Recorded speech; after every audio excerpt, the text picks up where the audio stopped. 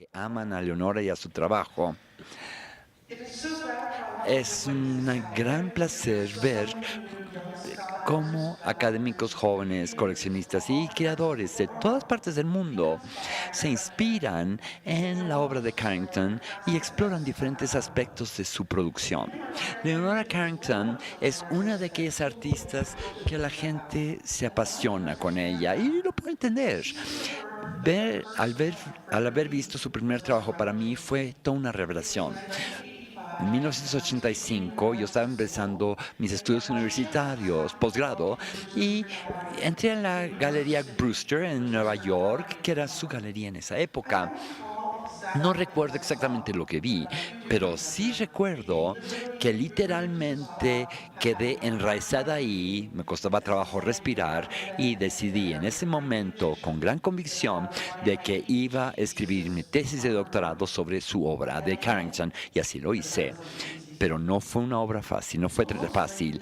En gran medida era Leonora la que era difícil. Ocasionalmente venía a sus aperturas a Nueva York y fumábamos juntas en las escaleras de forma amigable, pero ella se rehusaba a hablarme sobre su obra artística.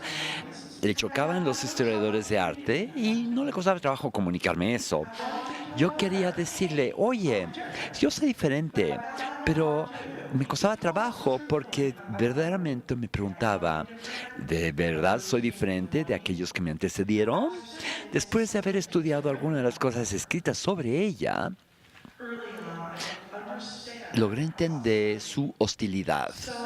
Así que investigué en mi alma sobre mis intenciones, no solamente como historiador de arte, sino como persona.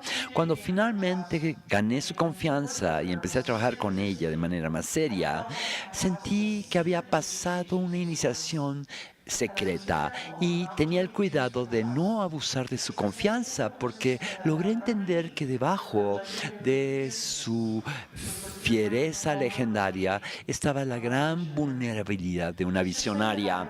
Decir que aprendí mucho de ella como artista y aún más como persona sería decir muy poco.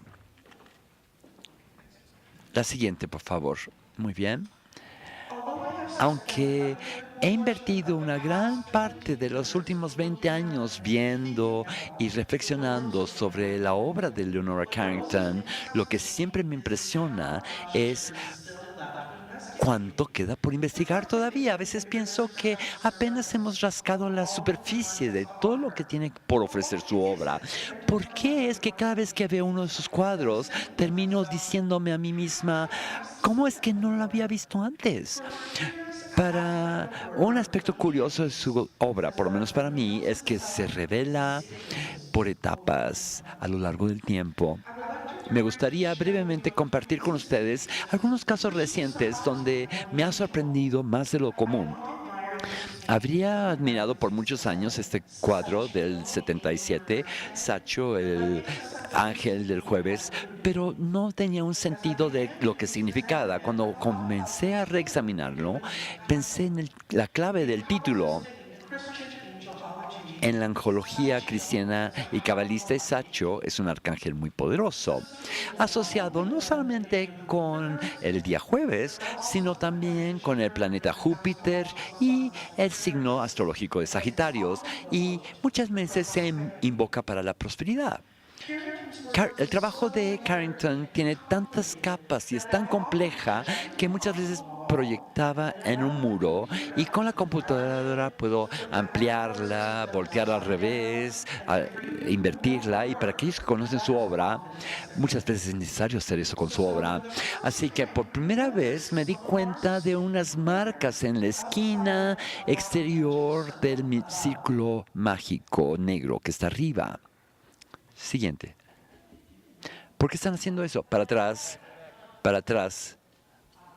Ah, perfecto. Entonces, ahí está el detalle en el círculo. No sé si logran verlo, pero para mí había sido invisible por años hasta que lo amplifiqué. Y es El Sihuk es el signo mágico de Sakyo que se utiliza ya sea para protegerte o para invocar ciertas entidades que se encuentran en ciertos textos históricos. Y el surrealista Kurt Sutherland, amigo de Carrington, lo discute en su libro importante que se llama El espejo de la mágica, un libro que ella tenía y que le encantaba.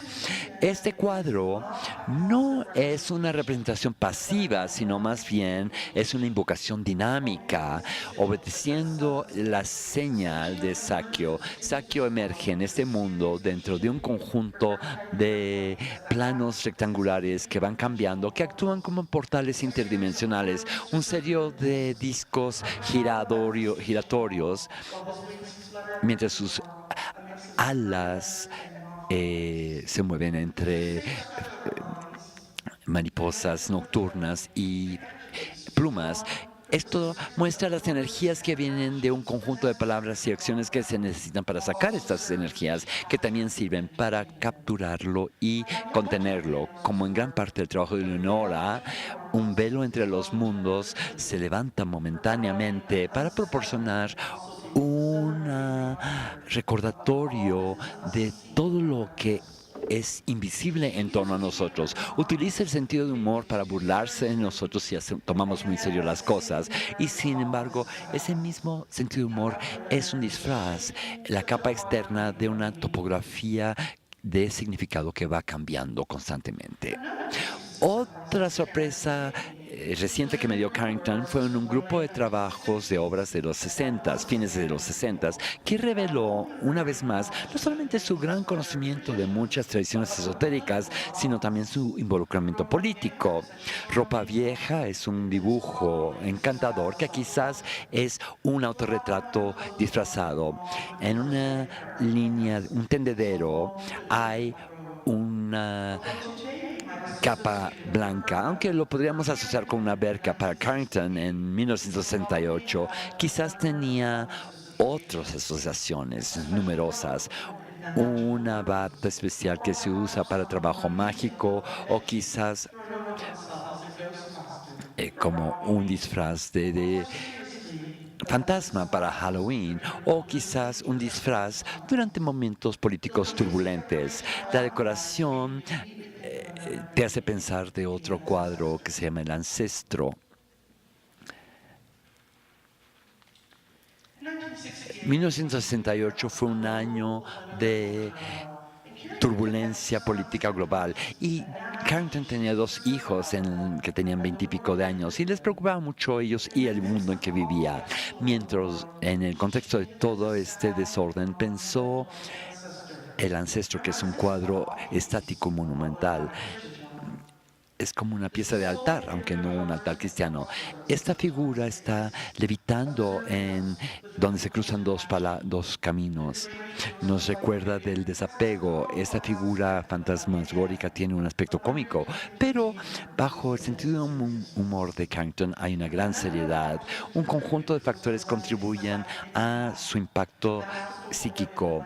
La forma en que funde lo religioso con lo oculto, pero también es una pieza de invocación de Carrington, donde una entidad flota dentro de un círculo mágico que lo ha convocado. Hay una mirada hacia nosotros que nos conflictúa. Algo del pasado emerge momentáneamente en una nube de luz dorada antes de partir a otras dimensiones. Esta obra me llevó a pensar en otro cuadro que es parte de una colección privada. Está escondida en esta colección privada. Pintada el año siguiente, en 1969, este cuadro sin título obviamente comparte muchas características con El Ancestro. Cuando lo vi por primera vez me acordé que habían palabras abajo que casi era imposible de verla en la reproducción. De hecho, pienso que el texto inserto en esos cuadros necesitan ser analizados más profundamente, pero es difícil porque ni siquiera se sabe que están ahí a menos que veas la obra en persona. El dueño de esta obra le pedí que tomara fotos del texto, le molestó mucho, pero gracias que hay cámaras de celular y textos, cuando uní las partes, cuando las proyecté, todo por supuesto estaba al revés, invertido, y cuando arreglé eso, una inscripción sorprendente, me enfrenté con esta inscripción. Hay una figura de una paloma y en la sangre de esta ave está la fecha 2 de octubre de 1968. Debajo de eso está por escrito, y lo cito textual: por el río de Yabra, ahí nos sentamos, lloramos, porque están asesinando a nuestros hijos, a nuestras hijas, a las aves y los peces y los árboles de la tierra.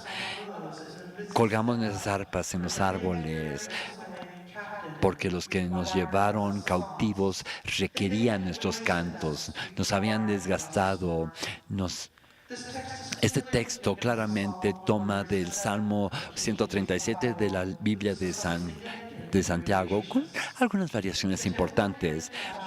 Según Carrington, alteró el texto para reflejar su lamento de que toda la vida está en peligro, no solamente la vida humana, sino también la vida animal, de las plantas, de la naturaleza misma.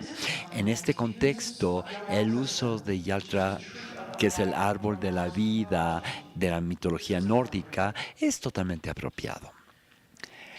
Carrington nos deja literalmente una clave para desentrañar este misterio, y esa es la fecha en donde estudiantes y civiles fueron asesinados por los militares mexicanos, y lo que ahora se conoce como la masacre de Tlatelolco.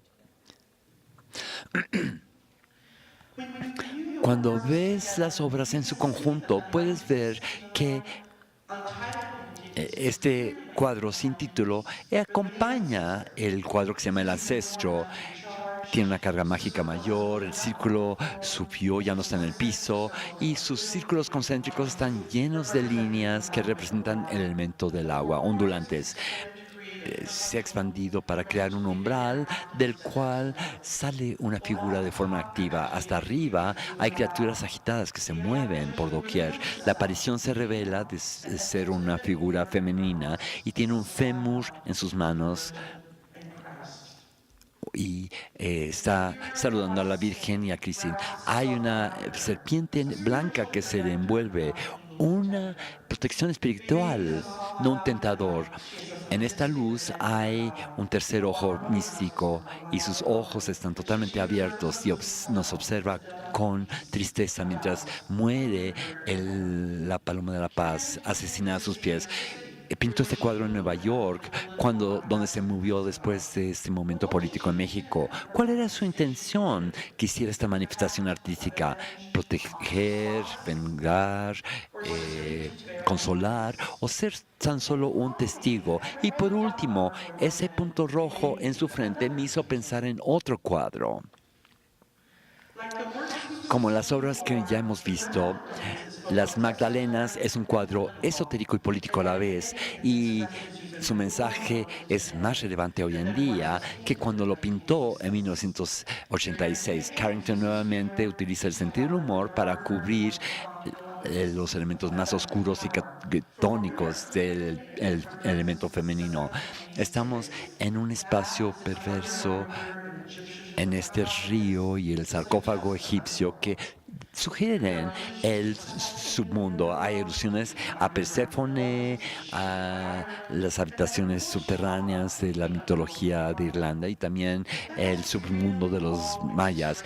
Pero todo eso es lo importante es que es el reino de lo catónico, poblado por mujeres involucradas en un intercambio de sustancias de poder, quizás remedios herbales, drogas para promover visiones, lo que sea. Carrington una vez comentó que eran pastillas para el control de natalidad, y eso coincide con su alarma sobre el desastre ecológico global que estaba a la vuelta de la esquina. En ese caso, ciertamente, estas pastillas son sagradas tanto para los derechos reproductivos de la mujer como para la salvación ecológica de este planeta. Y recientemente, reflexionando sobre el título, me pregunto si este cuadro se refiere de forma encubierta a las lavanderías de Magdalenas de la Iglesia Católica, en donde se consideraba a las mujeres como una amenaza para la sociedad. Se les encarcelaba hasta el 96, en donde finalmente se abolieron estas instituciones. Madres solteras, hijos ilegítimos, prostitutas y mujeres consideradas promiscuas eran hechas invisibles y se les encerraba en este trabajo forzado. Aunque no pensamos en Carrington como una artista política, me parece que de hecho sí lo era. Nuevamente hay mucho trabajo por hacer y ahora con la formación de la Fundación Leonora Carrington podemos tener la seguridad que los archivos nos van a ayudar a todos en nuestras investigaciones para que tengan estos archivos estén seguros para las futuras generaciones.